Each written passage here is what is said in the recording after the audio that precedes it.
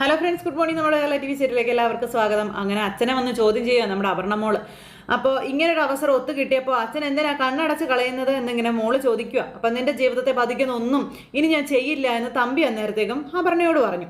ഇതൊക്കെ കേട്ട് വസുന്ധരാമ ഇങ്ങനെ അന്തം വിട്ട് ഇങ്ങനെ അവിടെ നിൽക്കുക കേട്ടോ. തമ്പിക്കാണ് പേടിയായിട്ട് പാടില്ല. തമ്പിയാണ് ഇങ്ങനെ അങ്ങോട്ടും ഇങ്ങോട്ടും മാറിയും തിരിഞ്ഞൊക്കെ നിൽക്കുക. നമ്മൾക്കെല്ലാം പറഞ്ഞ് കോംപ്രമൈസ് ആക്കാമെന്ന് തമ്പി പറയുമ്പോഴത്തേക്കും എന്തിനു വേണ്ടിയിട്ടാണെന്ന് അപർണ ചോദിച്ചു. എനിക്കത് മനസ്സിലാകുന്നില്ല, എന്താ അച്ഛനെ ഉദ്ദേശിക്കുന്നത്? ഇനി അളകാപുരിയിൽ കടിച്ചു തൂങ്ങിക്കിടക്കാൻ ഞാൻ ഇല്ല അച്ഛാ. അവരെൻ്റെ കാല് പിടിക്കണം. അതിനച്ഛൻ കേസിന് പോയേ പറ്റൂ എന്ന് പറയുമ്പോൾ നീ ഇനി എന്നെ അതിന് പ്രതീക്ഷിക്കണ്ട എന്ന് തമ്പി പറഞ്ഞു. അപ്പം അച്ഛനെന്താ പേടിയാണോ എന്ന് ചോദിച്ചു മകള്.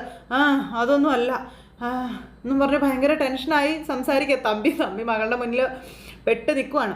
അപ്പം ജാനകിക്കെതിരെ മാനനഷ്ട കേസിന് പോകാൻ മടിക്കുന്നത് എൻ്റെ ഭാവിയെ കരുതിയോ അതോ നാണം കെട്ട് ജയിലിലേക്ക് പോകേണ്ടി വരുമെന്നുള്ള ഭയം കൊണ്ടാണോ ചോദിക്കുമ്പോൾ നീ എന്തൊക്കെയാണ് പറയുന്നതെന്ന് ചോദിച്ചു. അപ്പം സത്യം പറച്ച, ജാനകി കൊടുത്ത കേസ് കെട്ടിച്ചമച്ച ഒന്നായിരുന്നോ എന്ന് അപർണ തമ്പിയോട് മുഖത്തോട് മുഖം നോക്കി നിന്ന് ചോദിക്കുക.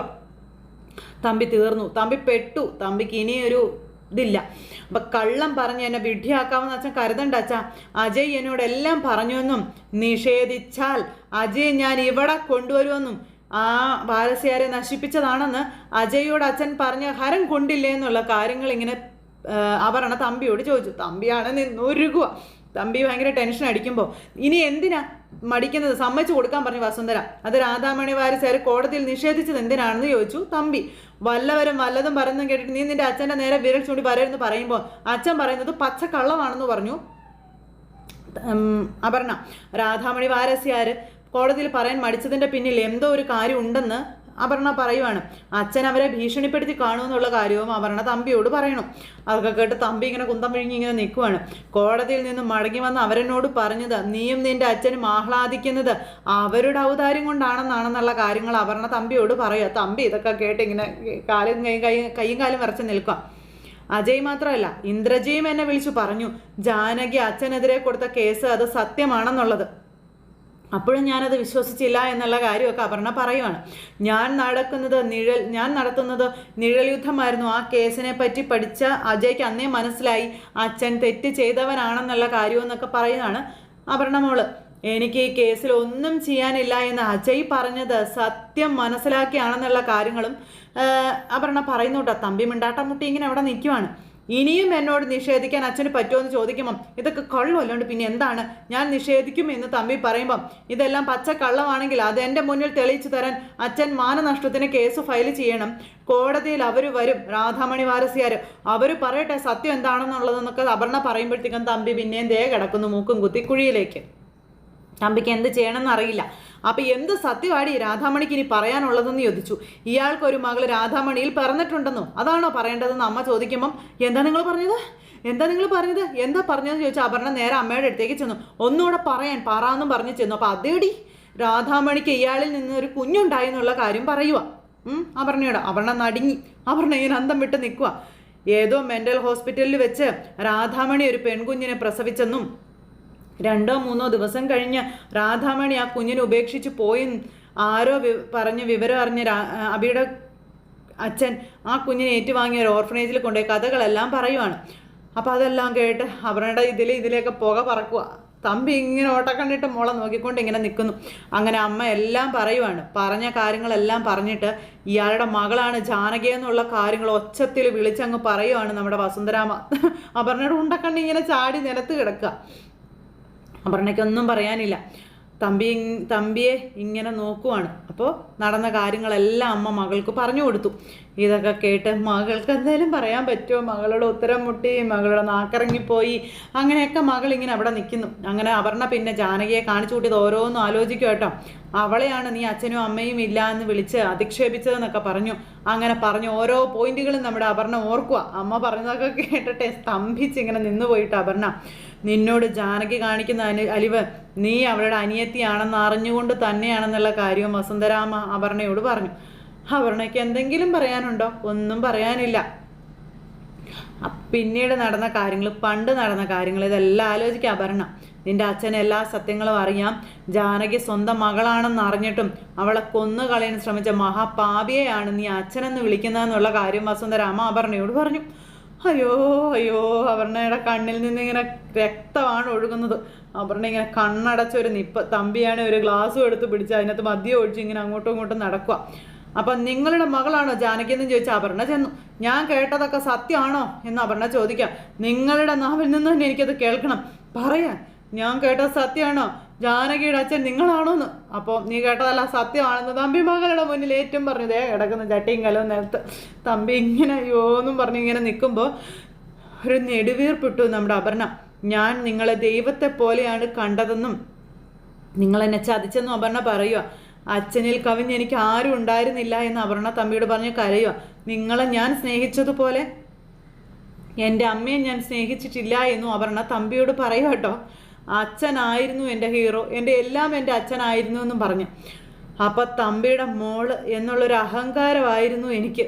എല്ലാം അവസാനിച്ചു എന്നൊക്കെ പറയുക. തമ്പിയുടെ മോളെ എന്ന് ആരെങ്കിലും പരിഹസിച്ച് വിളിച്ചാലും എനിക്കതൊരു ആനന്ദമായിരുന്നു എന്നൊക്കെ പറഞ്ഞ് കരയുക. നിങ്ങൾക്കെതിരെ ആരെന്തു പറഞ്ഞാലും ഞാൻ അവരെ ഒന്നും വെച്ചേക്കില്ലായിരുന്നു എന്നൊക്കെ പറയുക. അമലിനെ പോലെ ഒരുത്തിന് കഴുത്ത് നീട്ടി കൊടുത്തത് പോലും എൻ്റെ അച്ഛനെ വേദനിപ്പിച്ചവരോട് പ്രതികാരം വീട്ടാനായിരുന്നു എന്നൊക്കെ അപർണ പറയുക.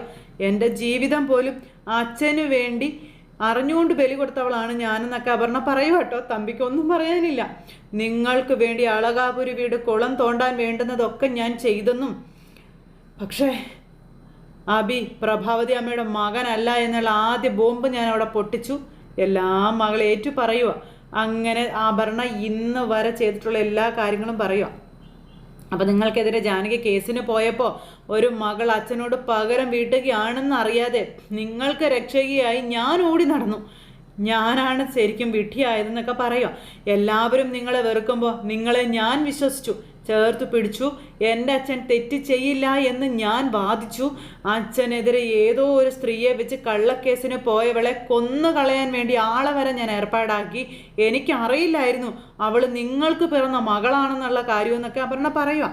അതറിഞ്ഞു വെച്ച് അവളെ കൊന്നു കളയാൻ ശ്രമിച്ചത് നിങ്ങളായിരുന്നല്ലേ എന്നും അപർണ തമ്പിയോട് ചോദിച്ചു. ഞാനത് ചോദിച്ചപ്പോൾ കുറ്റം നകുലൻ്റെ തലയിൽ കെട്ടിവെച്ച് നിങ്ങൾ അവിടെയും എന്നെ വിഡ്ഢിയാക്കിയില്ലേ എന്നൊക്കെ അപർണ ചോദിക്കുന്നേ. നിങ്ങൾ കപടമുഖമണിഞ്ഞ് എന്നെ ചതിക്കുകയായിരുന്നില്ലേ എന്നും ചോദിച്ചു. തമ്പിക്കെല്ലാം പറയാനുണ്ടോ? നിങ്ങൾക്കെതിരെ തിരിഞ്ഞാൽ നിങ്ങൾ എന്നെയും കൊന്നുകളയാൻ മടിക്കില്ല എന്ന് എനിക്ക് ഇപ്പം മനസ്സിലായി എന്നും അപർണ തമ്പിയോട് പറയുവാണ്. ഏറ്റവും ഒടുവിൽ നിരപരാധിയായ അഭിയെ കള്ളക്കേസിൽ കുടുക്കി കൊലപാതകയാക്കി ജയിലിൽ അടയ്ക്കാൻ ഒത്താശ ചെയ്ത് നിങ്ങൾ എന്നെ സേനൻ്റെ ഭാര്യയുടെ അടുത്തേക്ക് അയച്ചു. അപർണ എല്ലാം തമ്പിയോട് ഏറ്റു പറയുക. എല്ലാം എഴുതി ചോദിക്കുന്ന പോലെ ചോദിക്കുക. എന്തിനായിരുന്നു ഈ പാപങ്ങളൊക്കെ നിങ്ങളെടുത്ത് എൻ്റെ തലയിൽ കെട്ടിവെച്ചത്? എന്തിനായിരുന്നു എന്നൊക്കെ ചോദിച്ച് നിങ്ങളെ ഞാൻ സ്നേഹിച്ചു പോയതിനാണോ, വിശ്വസിച്ചു പോയതിനാണോ എന്നൊക്കെ അപർണമോൾ അച്ഛനോട് ചോദിക്കുക. നിങ്ങൾ ചെയ്ത പാപത്തിൻ്റെ ഒരു പങ്ക് എൻ്റെ തലയിൽ കെട്ടിവെക്കാനാണ് നിങ്ങൾ ശ്രമിച്ചതെന്നുള്ള കാര്യവും അപർണ തമ്പിയോട് പറയുക. നിങ്ങളെ അച്ഛനെന്ന് വിളിച്ചു പോയതോർത്ത് ഞാൻ ഇന്ന് ലജ്ജിക്കുകയാണെന്നൊക്കെയാണ് അപർണ തമ്പിയോട് പറഞ്ഞ്. എനിക്ക് ഇനി ഒരു അച്ഛനില്ല എന്നൊക്കെ പറഞ്ഞ് അടിവരയിട്ട് എല്ലാ ബന്ധങ്ങളും ഉപേക്ഷിച്ച് അപർണ അവിടുന്ന് പോവുക. അങ്ങനെ പോകുന്നതിന് മുമ്പ് അപർണ കുട്ടിക്കാലം മുതലേ നിങ്ങളിനൊരു ചാവേറാക്കി വളർത്തുകയായിരുന്നു. അളകാപുരിക്കാരോടുള്ള ശത്രുത വിഷമായി നിങ്ങളതിൻ്റെ ഉള്ളിൽ കുത്തിവെക്കുകയായിരുന്നെന്നും അതിൻ്റെ ഫലമാണ് ഇത്രയും കാലം അനുഭവിച്ചതെന്നും ഒടുവിൽ അളകാപുരി ഭസ്മമാക്കാനുള്ള ബോംബുമായിട്ട് നിങ്ങൾ തന്നെ ആ വീട്ടിലേക്ക് കയറ്റി വിട്ടു എന്ന കാര്യമൊക്കെ അപർണ ഇങ്ങനെ തമ്പിയോട് പറയണം. തമ്പി ഇതെല്ലാം കേട്ട് ഒന്നും മിണ്ടാതെ ഇങ്ങനെ അവിടെ നിൽക്കുക. നിങ്ങൾ ചെയ്ത പാപത്തിന് തിരിച്ചടി വരുന്ന വിവരം നിങ്ങൾ തിരിച്ചറിഞ്ഞിട്ടും അതിന് പരിചയമായി എന്നെ തന്നെ നിങ്ങൾ പ്രതിരോധിക്കാൻ മുന്നിൽ നിർത്തിയല്ലേ എന്നൊക്കെ അപർണ തമ്പിയോട് ചോദിക്കുന്നത്. തമ്പി നിലത്തുനിന്ന് കണ്ണ് പറിക്കുന്നില്ല, നേരെ നോക്കാൻ തമ്പിക്ക് പറ്റുന്നില്ല. ഞാനൊരിക്കൽ കെണിയിൽ നിന്ന് ജാനകി മരിച്ചു പോയിരുന്നെങ്കിൽ ഈ നിമിഷം എന്നെക്കാളും വലിയ പാപി ഈ ഭൂമിയിൽ ഉണ്ടാകുമായിരുന്നില്ല എന്ന കാര്യവും അപർണ തമ്പിയോട് പറയുവാണ്. തമ്പിക്ക് പറയാനുണ്ടോ? തമ്പിയുടെ നേരെ ചെല്ലും ആ മോള്. ഇനി ജീവിക്കാൻ എന്ത് യോഗ്യതയാണ് നിങ്ങൾക്കുള്ളത്? നിങ്ങൾ മരിച്ചു പോയെങ്കിലെന്ന് ഞാൻ ആഗ്രഹിച്ചു പോവുകയാണെന്ന് അപർണ പറയുക കേട്ടോ. അതും പറഞ്ഞ് അപർണ അവിടെ നിന്ന് അങ്ങ് പോയി. തമ്പിയാണെങ്കിൽ അയ്യോ അയ്യോ എന്നും പറഞ്ഞിങ്ങനെ അവിടെ നിൽക്കുവാണ്. മകള് പറഞ്ഞ ഓരോ കാര്യങ്ങൾ ആലോചിക്കുന്നു. മകള് പറഞ്ഞത് ചെവിയിലേക്ക് തുളഞ്ഞു കയറി അപ്പുറത്തോടെ ഇറങ്ങി തമ്പി ഇങ്ങനെ അവിടെ നിൽക്കുക കേട്ടോ. പിന്നെ കാണിക്കുന്ന ജാനകി ഇങ്ങനെ അളകാപുരിൽ വിഷമിച്ചിരിക്കുമ്പോൾ അമ്മ ഒരു പാത്രം കഞ്ഞിയായിട്ട് അങ്ങോട്ടേക്ക് ചെല്ലുന്നു. അപ്പോൾ എന്താ അമ്മ ഇത് എന്ന് ചോദിച്ചു. അപ്പോൾ പൊന്നുവിന് പായസം വേണമെന്ന് പറഞ്ഞു.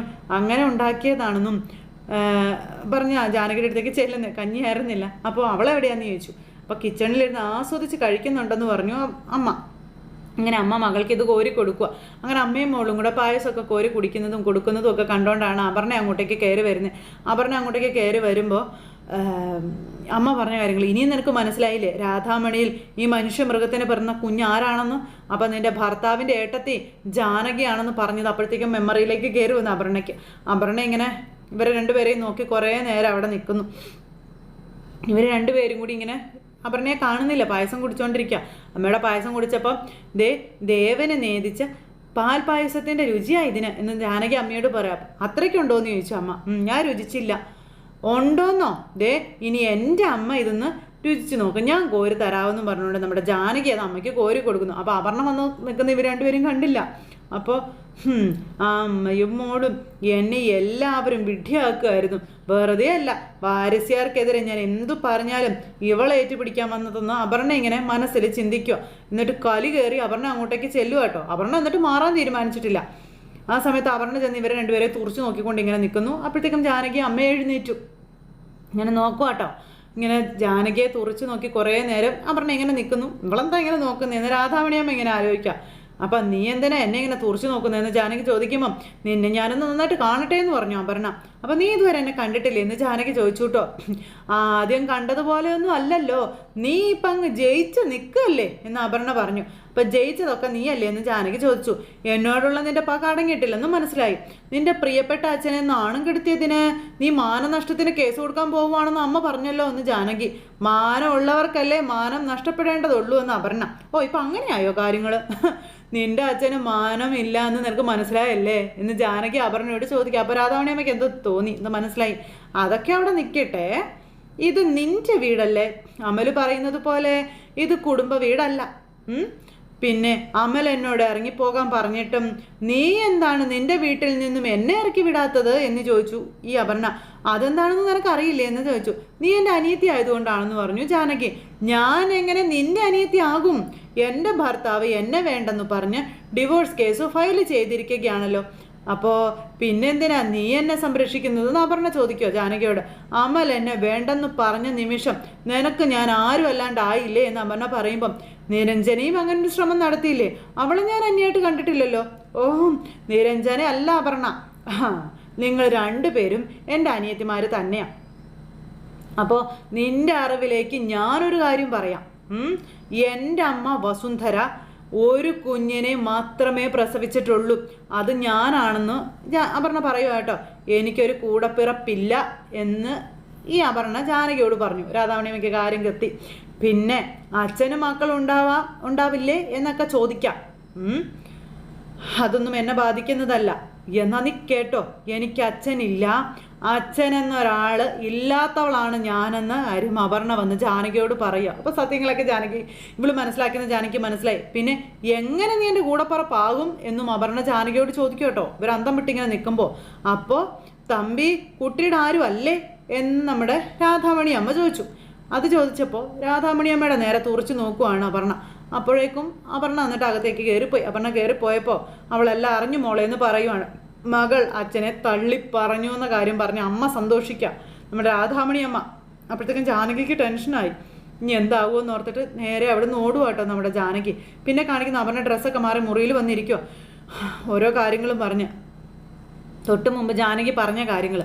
അപ്പോൾ എന്തുകൊണ്ടെന്നൊക്കെ ചോദിച്ചപ്പോൾ നീ എൻ്റെ അനിയത്തി ആയതുകൊണ്ട് നിന്നോട് ഇറക്കി വിടാത്തെന്ന് ജാനകി പറഞ്ഞ കാര്യങ്ങൾ. അപർണ അതൊക്കെ ഓർത്ത് ഇങ്ങനെ ഭ്രാന്ത് കയറിയിരിക്കുക. അതിനുശേഷം അജയ് പറഞ്ഞ കാര്യം, നീ കഥ അറിയാതെ ആട്ടം കാണുകയാണെന്ന് പറഞ്ഞ കാര്യങ്ങൾ, നീ ആരാധിക്കുന്ന നിൻ്റെ അച്ഛന് മറ്റൊരു മുഖം കൂടി ഉണ്ടെന്നും, അപ്പോൾ ഇങ്ങനെ അജയ് പറഞ്ഞ കാര്യങ്ങളെല്ലാം കൂടെ ആലോചിച്ച് തല പുകഞ്ഞ് അപർണ അവിടെ ഇരിക്കുന്നിടത്ത് ഇന്നത്തെ കഥ അവസാനിച്ചു. അപ്പോൾ എല്ലാവരും കാത്തിരുന്ന് കാണാൻ. എല്ലാവർക്കും നല്ലൊരു ദിവസം ആശംസിക്കാം കേട്ടോ. നന്ദി.